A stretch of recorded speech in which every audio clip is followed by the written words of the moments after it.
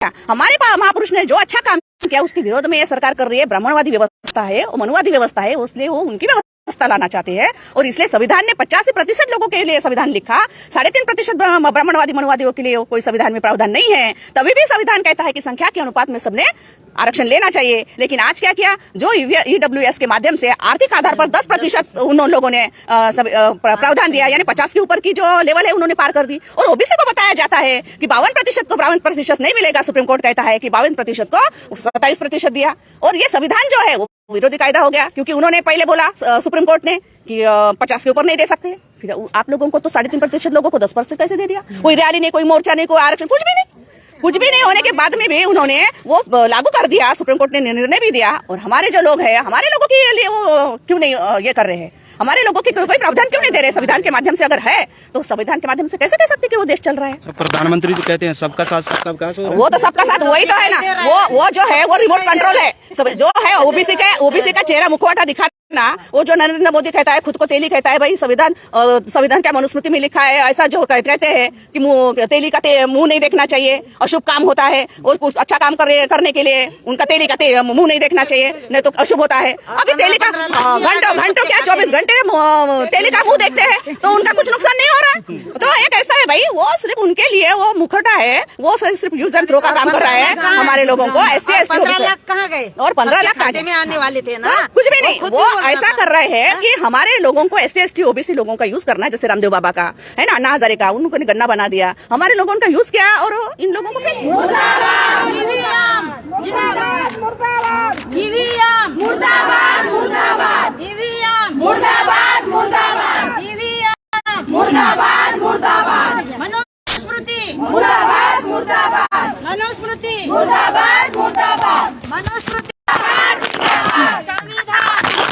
दोनों हाथों से पकड़ो ख्याल ना,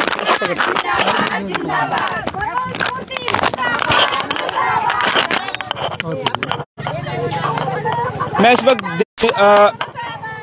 उत्तर प्रदेश के लखनऊ में हूँ, जहाँ पर बामसेव का 39वां राष्ट्रीय अधिवेशन चल रहा है। और आज जो बाबा साहब के द्वारा जो मनुस्मृति दहन किया गया था, तो जहाँ पर जो महिलाएं आई हुई है अलग अलग राज्यों से, तो उनके द्वारा जो यहाँ पर है, यहाँ पर जो मनुस्मृति और EVM जो जलाई जा रही है, जो आप देख सकते हैं सामने तस्वीरें हैं आपके।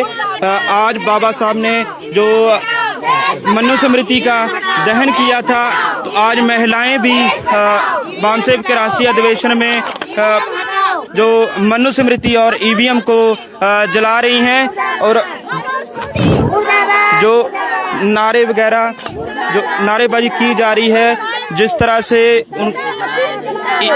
SC ST OBC के लोगों के बारे में मनुस्मृति में लिखा गया है, तो उसी का ही SC ST माइनॉरिटी के लोग जो बामसेव के राष्ट्रीय अधिवेशन में आए हैं, जो महिला डेलीगेशन आई हैं अलग अलग राज्यों से, उनके द्वारा यहाँ पर पहले आज महिलाओं का सेशन था, उसमें कहा गया कि जो EVM और मनुस्मृति का दहन किया जाएगा।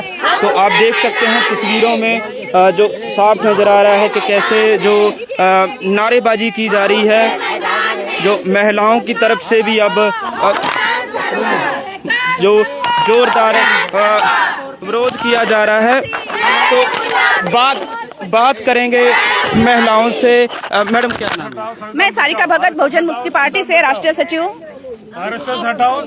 मैडम, मनुस्मृति और EVM का दहन कर रहे हैं, क्या कारण है? मनुस्मृति का इसलिए हम दहन कर रहे हैं क्योंकि आज जो मनुस्मृति दिन है, और हमारे महिलाओं को पहले भी मनुस्मृति के माध्यम से गुलाम किया था, और डॉक्टर बाबा साहब अम्बेडकर ने संविधान के माध्यम से हम महिलाओं का मान सम्मान और स्वाभिमान, उसके लिए आरक्षण दिया, महिलाओं का वहां से निकाला। और आज भी आधुनिक मनुस्मृति जो कि टीवी के माध्यम से हमारी महिलाओं पर आज भी अन्याय अत्याचार हो रहे हैं और गुलाम किया हुआ है आधुनिक मनुस्मृति, यानी हमारी जो टीवी चैनल है उसके माध्यम से और भी हमारी महिलाओं को उन लोगों ने गुलाम किया हुआ है। और इसलिए हम दहन कर रहे हैं क्योंकि आज जो व्यवस्था, ब्राह्मणी व्यवस्था इस देश में काम कर रही है, तो इस व्यवस्था ने मनुस्मृति के विरोध में काम करना चालू कर दिया है। और इसलिए महिलाओं पर अत्याचार के प्रमाण भी बढ़ रहे हैं, महिलाओं को बेचने का काम चालू है। आज भी जो मनुस्मृति में जो बातें रखी गई थी, आज भी वही बातें आज दिख रही है, इसीलिए हम मनुस्मृति का दहन कर रहे हैं। पर जो जिन्होंने मनुस्मृति लिखी उनको कई बहुत सारे लोग हैं पूजने वाले हैं, उनके द्वारा भी कहा जाता है कि जो ये शब्द लिखे गए हैं वो SC ST OBC माइनॉरिटी के लिए नहीं है, तो उनको विरोध नहीं करना चाहिए। तो उनको विरोध इसलिए करना चाहिए क्योंकि उनमें वैचारिक जागृति नहीं है। आज हमारे SC ST OBC और माइनॉरिटी के जो लोग हैं, उन्होंने कहा है कि उनके लिए SC ST OBC के लिए लिखे ही नहीं गए हैं। तो आज उनके लिए, लेकिन गुलाम तो महिलाएं जो गुलाम है वो SC ST महिलाओं की महिलाएं गुलाम है ना।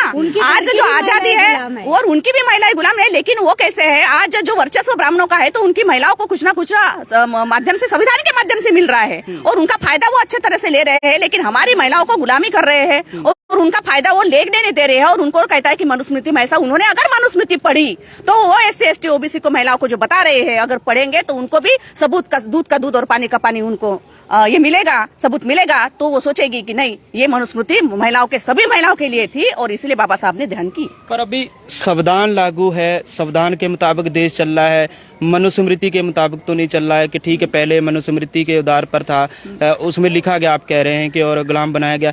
क्या वास्तविक में महिलाएं आज गुलाम है संविधान लागू होने के बाद में? इसलिए गुलाम है क्योंकि 55 साल जो है वो कांग्रेस ने राज किया और अभी 15 साल ये जो है वो बीजेपी राज कर रही है। और राज करने के बाद में जो RSS के माध्यम से, RSS यानी ब्राह्मणों का संगठन, और ये ब्राह्मणों के हाथ में जो संगठन है वही ये देश चला रहा है। SC ST के OBC के जो हमारे नेता और कुछ दिख रहे हैं वो उसका यूज करके हमारे लोगों को नुकसान कर रहे हैं। और इसीलिए ये मनुस्मृति आज जो दिख रही है ना संविधान के विरोध में, आर्टिकल 19 का जो है ना, हमने 6 अक्टूबर में बड़ी रैली निकाली, वो उसी के लिए, क्योंकि जब संविधान में हमको बोलने का अवसर दिया है, हमारा संगठन बनाने का अवसर दिया है, अभिव्यक्ति स्वातंत्र दिया है, तो ये इसके विरोध में काम कर रहा है। तो ये संविधान के विरोध में काम नहीं हो गया। और हमारी महिलाओं को जो अत्याचार, मान सम्मान नहीं मिल रहा है, क्या वो संविधान के विरोध में नहीं हो गया? तो ये तो मनुस्मृति है।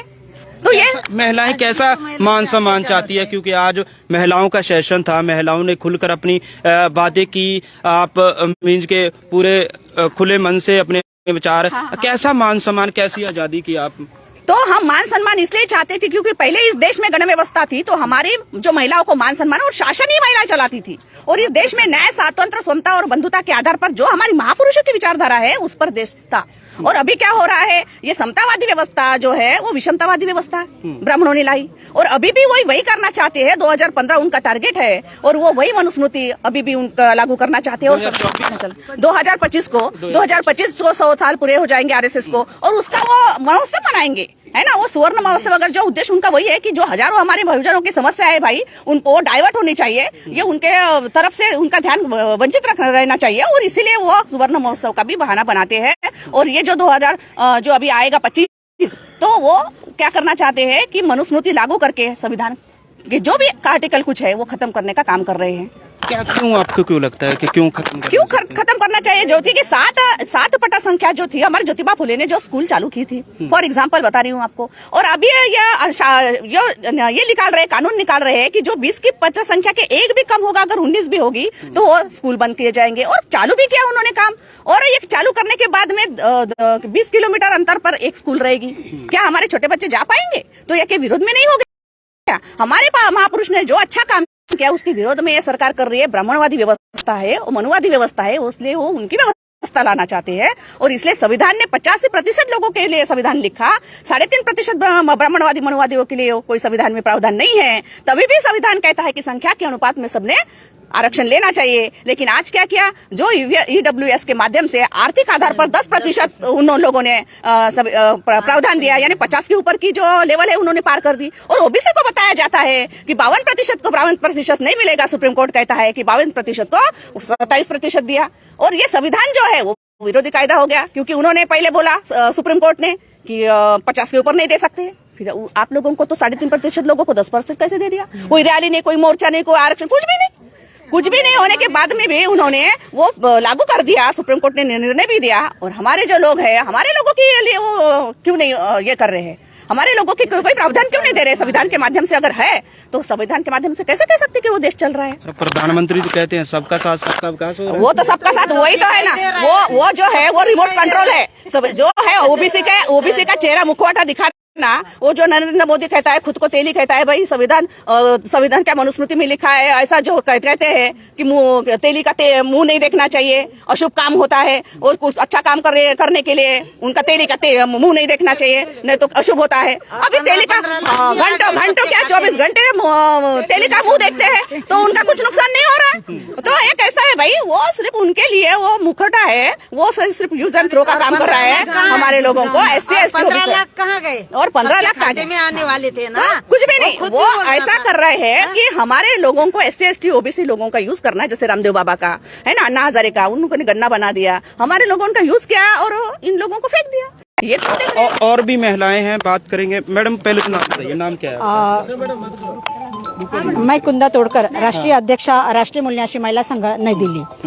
मैडम क्या कहना चाहेंगी? ईवीएम और मनुस्मृति जलाई है, आज बाबा साहब ने मनुस्मृति जलाई थी। आज 25 दिसंबर, आज के दिन बाबा साहब ने मनुस्मृति जलाई थी, क्योंकि मनुस्मृति के द्वारा यहाँ के बहुजन और महिला, इनके हक अधिकार समाप्त कर दिए गए थे और इनको जानवर के लेवल तक लाया गया था, सभी अधिकार समाप्त कर दिए गए थे। इसलिए हम उसका निषेध व्यक्त करते हैं। अगर हमें वो मनु आज के तारीख में मिलता तो उसको भी हम जिंदा जला देते थे। और आज के तारीख में तो ईवीएम और निजीकरण, ये भी मनुस्मृति है। निजीकरण के द्वारा शिक्षा का प्राइवेटाइजेशन किया जा रहा है और प्राइवेटाइजेशन करने के वजह से शिक्षा महंगी हो चुकी है और बहुजन जो जनता है, 83 करोड़ जनता आज भूखमरी के कगार पर है। तो वो अपने बच्चों को कैसे शिक्षा दे सकती है? नहीं दे सकती। तो इसलिए ये निजीकरण भी मनुस्मृति है और निजीकरण के द्वारा ही नौकरियां खत्म की जा रही है। सभी जो सरकारी डिपार्टमेंट है, क्षेत्र है, सभी उद्योगपतियों को और पूंजीपतियों को बेची जा रही है। लॉकडाउन के आड़ में इस RSS समर्थन वाली सरकार ने सभी कंपनियां, मैक्सिमम कंपनियां पूंजीपतियों को बेच दी गई और इस वजह से हमारा आरक्षण खत्म हो गया है। जो कि आरक्षण का मतलब था कि भीख नहीं है, आरक्षण का मतलब था कि प्रतिनिधित्व। अगर लोकतंत्र में प्रतिनिधित्व होता है तो लोकतंत्र जिंदा है, अगर उसमें प्रतिनिधित्व नहीं है तो लोकतंत्र जिंदा नहीं है, लोकतंत्र अस्तित्व में नहीं है। आज के तारीख में यहाँ ब्राह्मण तंत्र स्थापित हो चुका है और लोकतंत्र के सभी चारों पिलर पर, विधायिका, कार्यपालिका, न्यायपालिका और मीडिया पर आज ब्राह्मणों का अनियंत्रित नियंत्रण है, उनका ही कब्जा है। इसलिए हम ये RSS की समर्थन वाली सरकार हटाएंगे और यहाँ बहुजनों का राज लाना और यहाँ बुद्धा का समता, स्वतंत्रता, बंधुता और न्याय यहाँ प्रस्थापित कर रहा है, ये हमारा उद्देश्य है। आपने निजीकरण की बात की, पर सरकार कहती है कि जो सरकारी महकमे, उनके जो मुलाजिम है वो सही से काम नहीं करते, अगर प्राइवेट हो जाएगा तो बहुत अच्छे से काम करेंगे। वहाँ रिजर्वेशन ही नहीं सर, तो हमें मौका कैसे मिलेगा? जिन लोगों को SC ST OBC की जो रिजर्वेशन मिल रही है तो उसकी वजह से कर रहे हैं, आपका कहना है? खत्म करने के लिए जो निजीकरण किया। हाँ। जो आरक्षण का उद्देश्य था, हमारे महापुरुष जो थे डॉक्टर बाबा साहेब अम्बेडकर, राजर्षि छत्रपति शाहू महाराज, इनका उद्देश्य था कि जिन लोगों को हजारों सालों से, 5000 सालों से सभी अधिकारों से वंचित किया गया था, तो उनको प्रतिनिधित्व मिलना चाहिए, उनके साथ न्याय होना चाहिए, ये उनका उद्देश्य था। इसीलिए उन्होंने लोक संख्या के आधार पर सभी कैटेगरी को आरक्षण दिया था। तो इन लोगों ने देखा कि आरक्षण की वजह से SC ST OBC में डॉक्टर बन रहे, इंजीनियर बन रहे, कलेक्टर बन रहे। इन 2 पीढ़ियों को केवल 50 को संविधान लागू हुआ और 50 से हमारे लोग पढ़ने लगे, नौकरियों का उनको फायदा मिला, 2 पीढ़ियों को फायदा मिला। ये इन लोगों ने, RSS के लोगों ने देखा और इन्होंने प्लान बनाया, षड्यंत्र बनाया बहुजन लोगों के विरोध में कि ये खत्म करना चाहिए, बहुजन लोगों का हक अधिकार समाप्त करना चाहिए। इसीलिए LPG नया आर्थिक धोरण इन लोगों ने लाया और आज के तारीख में ये नया LPG यही यानी निजीकरण, यही आज के तारीख में मनुस्मृति है। तो उसको भी जलाने के लिए, खत्म करने के लिए हम आंदोलन करेंगे। महिलाओं को रिप्रेजेंट करती हैं पूरे देश भर में। हाँ सर। पूरे देश भर में आप घूमती रहती हैं, गांव देहात में जाते हैं, सिटी में जाते हैं। सिटी के मुकाबले जो गांव देहात में रहने वाली महिलाएं हैं, उनको कैसी मुश्किलात का आप देखती है कि उनको सामना करना पड़ता है आज, जिसके विरोध में महिलाओं को उठना चाहिए? सिटी से भी देहात की महिलाएं बहुत ही कठिन जीवन जी रही है। आज भी शिक्षा का प्रमाण कुछ भी नहीं है देहातों में और मजदूरी करती है। खेती बाड़ी का काम करती है, बहुत कठिनाई के साथ वो गुजर रही है, तो उनको जागरूक करना ये हमारी जिम्मेदारी बनती है और हम ये काम कर रहे हैं गांव-गांव में जाकर। क्या नाम है? सर मेरा नाम उषा दास है, जयमुलियासी। क्या कहना चाहेंगे ईवीएम का जो मनुस्मृति का दहन कर रहे हैं? सर मनुस्मृति का दहन हमारा उद्देश्य नहीं है, मनुस्मृति को पूरी तरह से खत्म करना हमारा उद्देश्य है।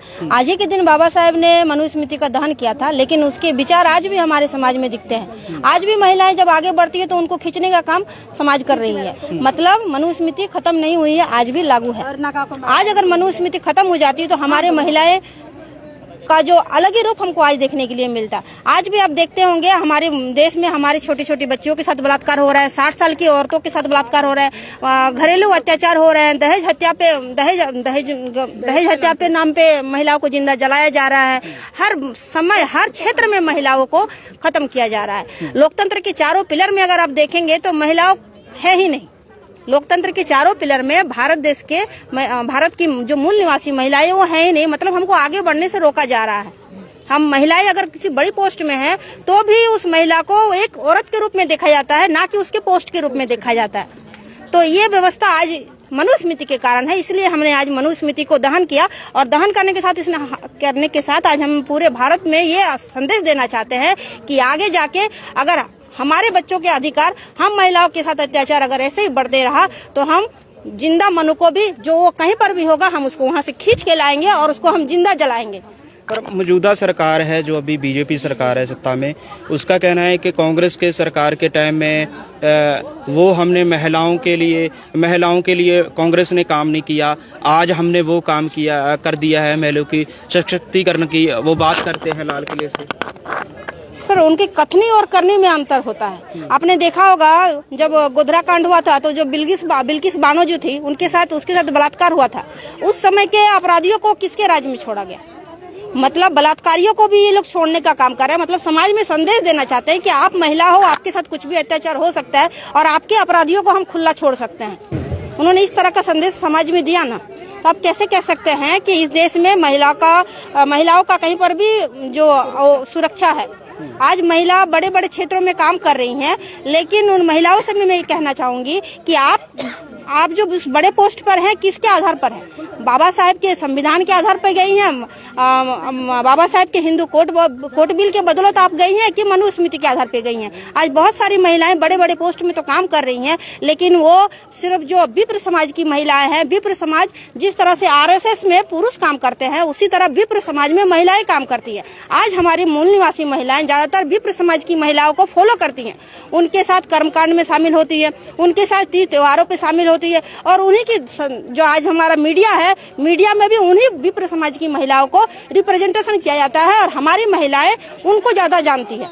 उनको माता सावित्रीबाई फुले का इतिहास मालूम नहीं है, उनको माता रमाबाई के त्याग और संघर्ष के बारे में पता नहीं है। तो इसलिए मैं कहना चाहूंगी हमारी महिलाओं को कि अपने मूल निवासी महिलाओं के बारे में जानिए। एक हमारी माता नांगेली थी जिसको स्तन ढकने पर उस समय हमारे देश में कर लगता था। अगर आप स्तन ढके तो उस स्तन के साइज के अनुसार आपको कर ब्राह्मणों को देना पड़ता था। तो उस माता नांगेली ने अपना स्तन काट के उस ब्राह्मणों के सामने रख दिया। तो ये हमारी महिलाओं को जानना होगा कि उनकी असली नायिका कौन है। हमारी असली नायिका माता नांगेली है, जिन्होंने अपने स्तन काट के अपनी जान की आहुति दे दी और उन्होंने ये समाज को बताया कि हम महिलाओं के लिए जो वस्त्र है वो कितनी जरूरी है। जी। महिलाओं को आप क्या कहना चाहेंगी? पूरे जो SC ST OBC और माइनॉरिटी समाज से आती है उनके लिए आप क्या संदेश देना चाहेंगे? समाज से एक्चुअली मनुस्मृति हमें गाड़ना होगा, मिटाना होगा, उसे खत्म करना होगा। तो राष्ट्रीय लेवल का संगठन बनाना पड़ेगा और इस संगठन के माध्यम से ही यह सब हम कर सकते और जरूर करेंगे। हमारा उद्देश्य यही है कि बुद्धा का यहाँ समता, स्वतंत्रता, बंधुता और न्याय के आधार पर समाज का निर्माण करना, ये हमारा उद्देश्य है। और ये विषमतावादी मनुस्मृति, विषमतावादी व्यवस्था गाड़ना, मिटाना, ये हमारा उद्देश्य है। महिलाओं को एकत्रित करना, महिलाओं को यानी जो भी महिला गुलामगिरी में जी रहे हैं उनको बाहर निकालना, सबके साथ सबका सहयोग करके हमें वो महिलाओं को बताना है जो विलेज में रहती है कि उनको बताना है कि तुम गुलाम नहीं हो, तुम आज आजाद हो, संविधान में आपको प्राधान्य दिया हुआ है। लेकिन फिर भी वो जो घर के लोग होते हैं उनको प्रेशराइज करते हैं और घर में रखते हैं। और जो भी पोस्ट है ना, जो सर्विस पे महिला है वो सिर्फ दिखाने के लिए कुछ रहती है, उनको भी प्रेशराइज किया जाता है। लेकिन उन्होंने खुद को ऐसा रखना चाहिए कि हम भी खुले हैं, हमको भी अधिकार है, संविधान में वो सब कुछ दिया है, तो फिर ले क्यों नहीं रहे? ये तो हमारा अधिकार है ना, तो फिर भी नहीं लेती महिला। इसलिए वो महिलाओं को समझना चाहिए कि हम बाहर निकलेंगे तो ही हम हमारे बच्चों को, हमारे घर को हम संभाल पाएंगे। जब तक आवाज नहीं उठाएंगे तब तक हम जिंदा है ही नहीं, ऐसे समझना चाहिए। इसलिए हम सब महिला मिलकर आप सब महिलाओं को बताना चाहते हैं, संदेश देना चाहते हैं कि आप सब आइए, हमारे साथ जुड़िए और हम सब मिलके इस मनुस्मृति का दहन करेंगे। और सब साथ के सहयोग से वामन मेश्राम साहब ने जो संगठन निर्माण किया है उसके साथ हम सब मिलके साथ चलेंगे। यानी हम रियली हमको जब आजादी मिलेगी जब हम सब साथ चलेंगे।